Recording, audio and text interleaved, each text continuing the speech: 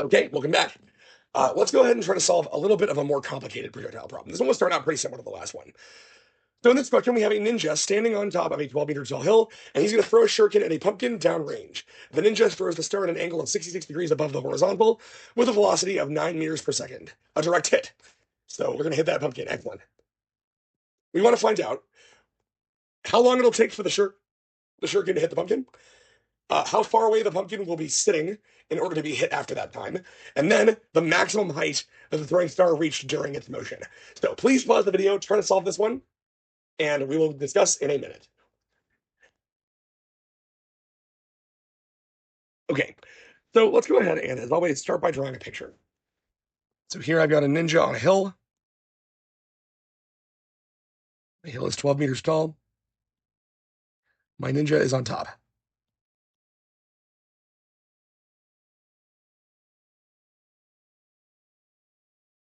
We give him a cool headband. And like one of those bottom face things. Yeah, there we go. Cool.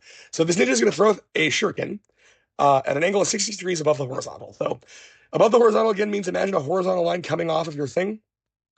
And 66 degrees above that is the angle that we're throwing this shuriken at. There's a shuriken. I'm not an artist. I apologize. So we have an initial velocity of 9 meters per second. And it is going to hit downrange a pumpkin. So here we go. It's going to go like this in a curved projectile path. It's going to land down here, and there's a pumpkin down here.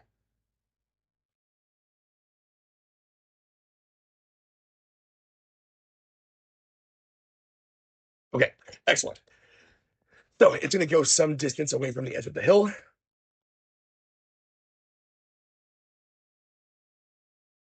That we want to find. We want to find how long it's going to be spinning in the air. And we want to try to figure out what this maximum height is going to be.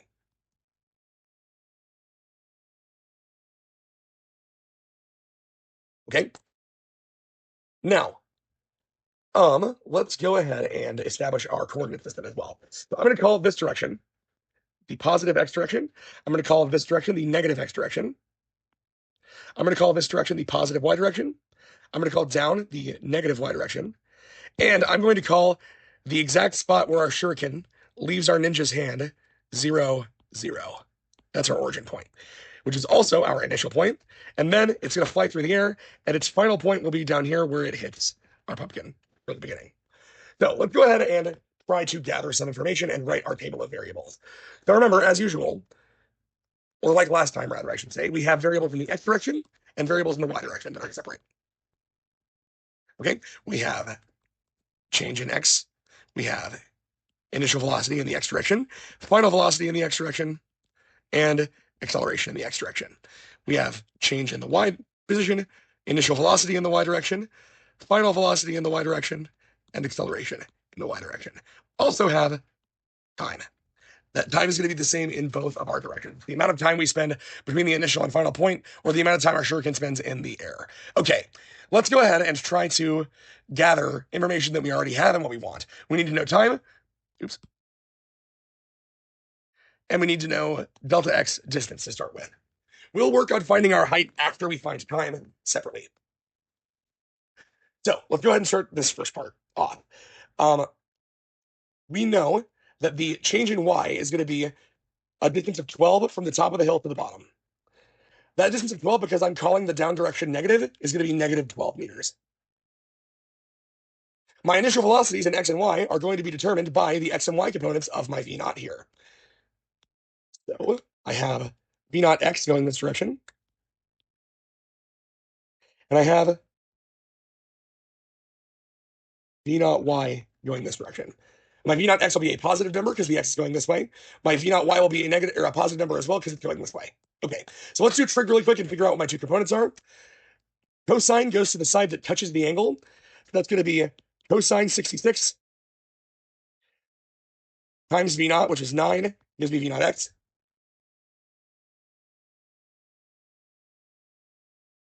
Cosine 66 degrees is 0.4067 times 9 is 3.66 meters per second. And then my y component is going to be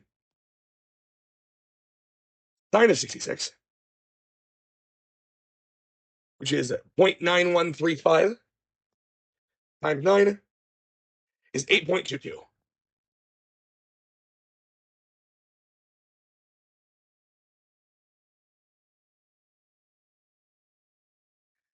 Here's a second. Great. And remember, we said they're both positive, so now we can go. Oopsie. Oh, I hate it when it does this.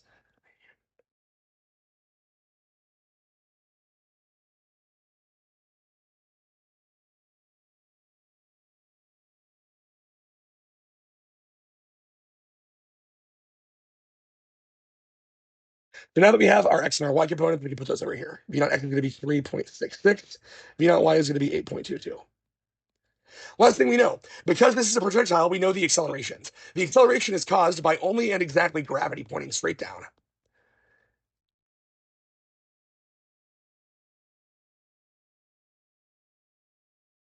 So g is negative 9.8 meters per second squared, acting only in the y direction. So ax is going to be 0, ay is going to be negative 9.8. Again, this is negative because I decided to call down the negative direction. Okay, now vf. That is the speed that my shuriken is hitting the pumpkin at. We are not given that, and there is no way we can know that without measuring. So let's go ahead and mark that out for now.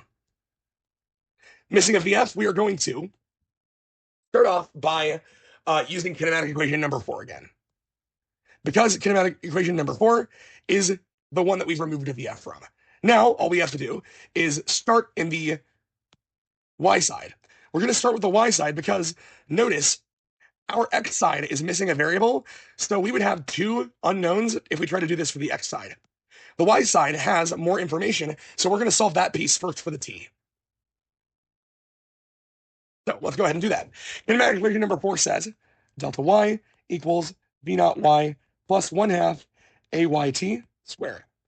Let's go ahead and plug our numbers into this now. Negative 12 equals 8.22 t plus negative 4.9 t squared.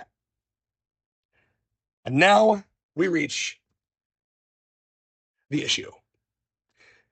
You will notice that this is a little bit of a complication. We have no clear algebra we can do to solve this for t while we have a constant over here. We can't divide by t and simplify that way. So what we're going to have to do is use the quadratic formula. This, you'll notice, is a quadratic expression. We have a t squared, we have a t, and then we have a constant with t to the 0 power, or no t involved, rather. So what we're going to have to do here is arrange this like a quadratic. So if you remember, in the quadratic formula, we have 3 terms. And we have to set those 3 terms together on the same side equal to 0. So to do that, first, we're going to add 12 to both sides of this.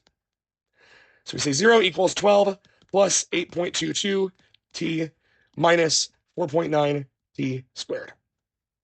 Okay? Now, we have an a term, a b term, and a c term.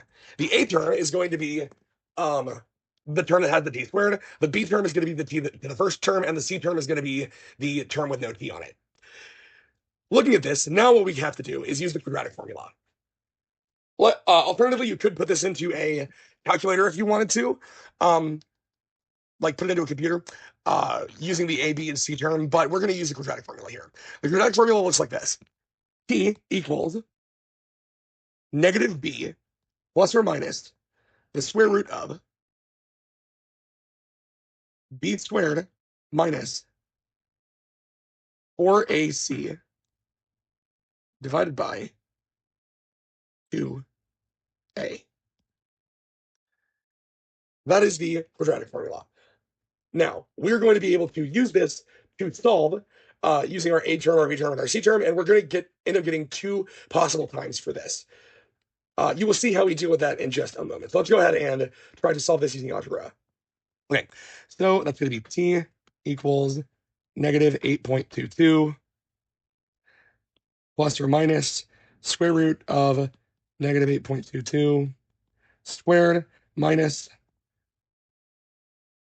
4 times, sorry, just 8.22, 4 times negative 4.9 times 12. And that whole thing is over 2 times negative 4.9. So now we can do some calculator magic. That's going to be 8.22 squared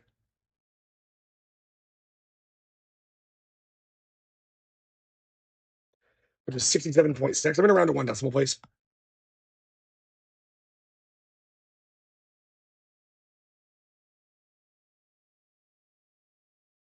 Minus 4.9 times 4 times 12 is minus negative 235.2. Whole thing is over negative 9.8. Okay, so now minus a negative is going to give us a plus. Then we're going to get negative 8.22 plus or minus square root of 235.2 plus 67.6 is 302.8 divided by negative 9.8. So we get negative 8.22 plus or minus square root of,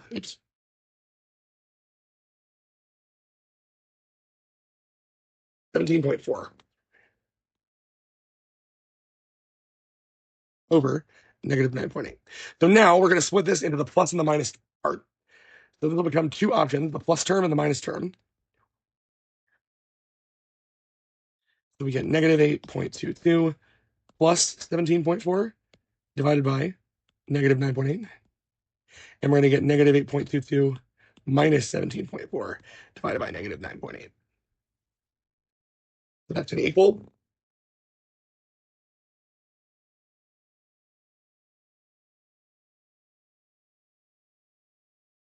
We get positive 9.18 over negative 9.8. It comes out to about negative 0.94 seconds. And then down here, negative 8.22 minus 17.4, negative 9.18 divided by 9.8. Oh, pardon me. I'm so sorry. That's a negative number there. Forgive me. That's going to be actually a little bit different. So it's negative 8.22 minus 17.4, which is actually negative 26 or 25.62, excuse me,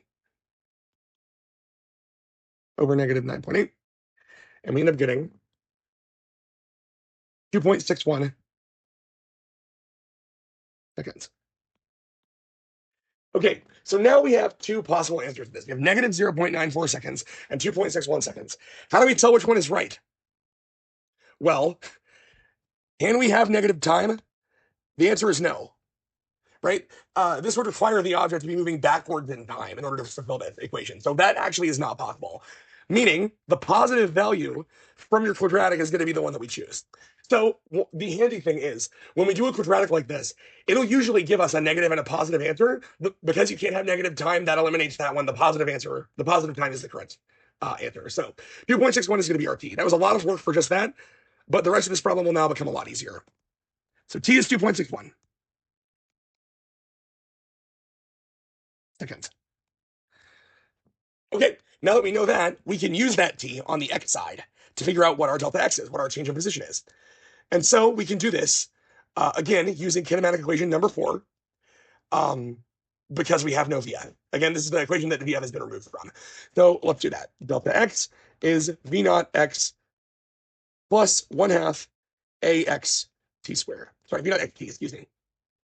So delta x is going to be V naught x, which is 3.66. t we just determined was 2.61 plus 1/2 a in the x is 0 times 2.61 squared.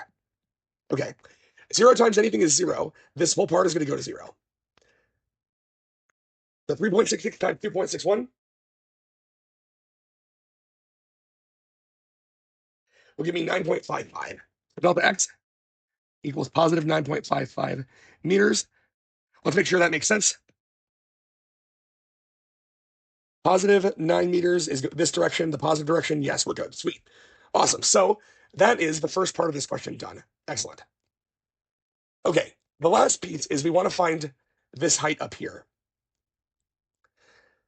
So this complicates things just a little bit. The reason this complicates things just a little bit is because the time period we've chosen to examine for all of our previous math was from the moment the shuriken leaves his hand to the moment it hits the ground over here, hits the pumpkin over here. So if we want to look at this spot up here, we're going to have to adjust our time frame. So now for the second part of this question, I'm going to do this in green so we can see the separation. Find the maximum height. I'm going to now look at the same situation, only call my initial point when the shuriken leaves his hand, but call my final point when it reaches up at the apex of its movement. So let's go ahead and collect our variables again. Okay, so now we have variables in x, variables in y. We have delta x, we have v naught in the x, we have v f in the x, we have a in the x, we have t. We have delta y, v naught in the y, v f in the y, a in the y, and that same t. Okay, so now notice we want to find the change in y position between the beginning, the initial point, and the end point, which is going to be this delta y. So it'll be the distance between here and here.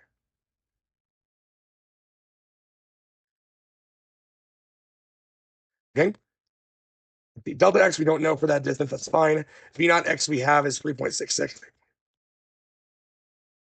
The fx, we don't know it, doesn't matter. Ax is 0. Ay is going to be negative 9.8 again, because again, we're talking about gravity here. We don't know how long it'll take to reach that top piece. V naught y we do know is going to be 8.22, like we measured earlier, meters per second. And then Vfy. What is Vfy? Well, remember we said earlier, at the top of its arc, the velocity in y is going to be 0.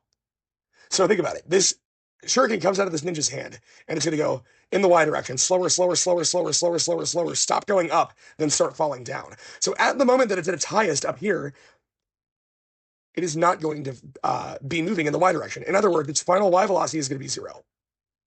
So now notice we can actually solve this very easily. I don't have a t. That's fine. I don't need one. We have a kinematic equation that has removed a t from it for us. That's kinematic equation number 5. It's in green still, actually, sorry.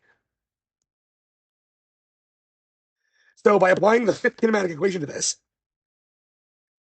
we can say that Vf in the y direction squared equals V naught in the y direction squared plus 2a delta y. And then all we have to do is solve this for delta y. Okay, so Vfy is 0. V naught y is 8.22. Plus 2 times a is going to be 2 times negative 9.8 delta y. Great. And let's go ahead and solve this now. 0 squared is going to be 0. 8.22 squared is going to be 67.6. Plus 9.8 times 2 is going to be negative 19.6 delta y. Moving this over, I can move my y term to the other side. I'll add 19.6 delta y to both sides.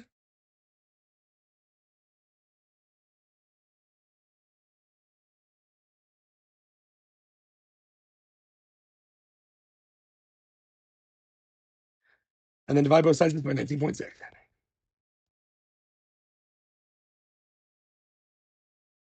And that will equal 67.6 divided by 19.6 is 3.448. I will call that 3.45 meters per second. I'm sorry, excuse me. This is a position, so it's just in meters. Forgive me. Meters equals delta y. Now, last thing, let's check our drawing really quick to make sure this makes sense. Do we want delta y to be positive? Yeah, we do, right? Our highest point is going to be above where we threw it from. So yeah, we want a positive number. Awesome. So now we're able to solve every part of this question. Good job. Okay.